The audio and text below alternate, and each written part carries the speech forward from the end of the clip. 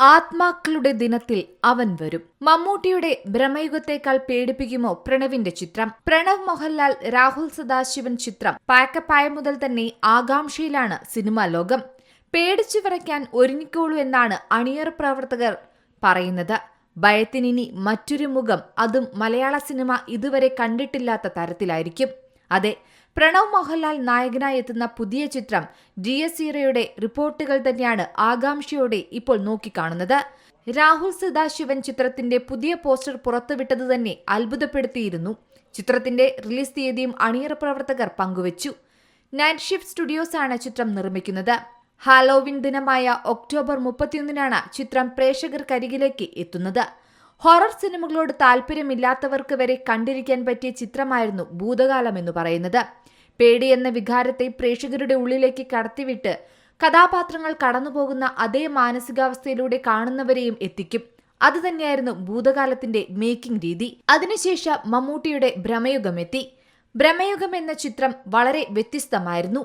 മലയാളത്തിൽ ഇതുവരെ കണ്ടിട്ടുള്ള ഹൊറർ സിനിമകൾക്ക് ഒരുപിടി മുകളിൽ നിൽക്കുന്ന കാഴ്ചാനുഭവം.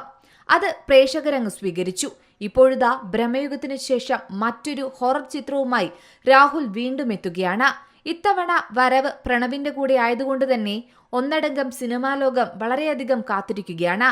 ഡിഎസ് ഇറ എന്നാണ് ചിത്രത്തിന് പേരിട്ടിരിക്കുന്നത്. ചിത്രത്തിന്റെ ടൈറ്റിൽ പ്രഖ്യാപിച്ചതിന് പിന്നാലെ ഡിഎസ് ഇറ എന്താണെന്നുള്ള തിരച്ചിലാണ് സോഷ്യൽ മീഡിയ. ഒരു മധ്യകാല ലാറ്റിൻ കവിതയാണ് ഇതെന്നാണ് പറയുന്നത്. അതേസമയം ചിത്രത്തിന്റെ കഥാപശ്ചാത്തലം സംബന്ധിച്ച വിവരങ്ങളൊന്നും തന്നെ ഇതുവരെ പുറത്തു വന്നിട്ടില്ല.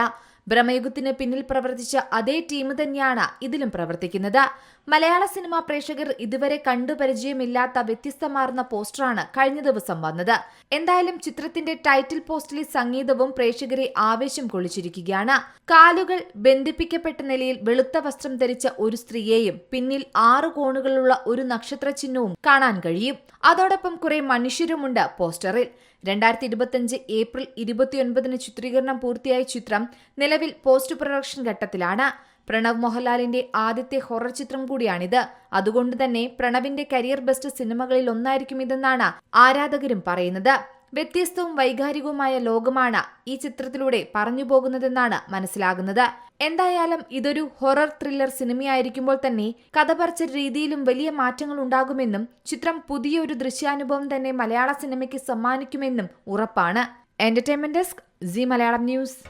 പുതിയ വാർത്തകളും വിശേഷങ്ങളും ഇനി വിരൽ തുമ്പിൽ. എല്ലാ ഡിജിറ്റൽ പ്ലാറ്റ്ഫോമുകളിലും ഇപ്പോൾ സി മലയാളം ന്യൂസ് ലഭ്യം.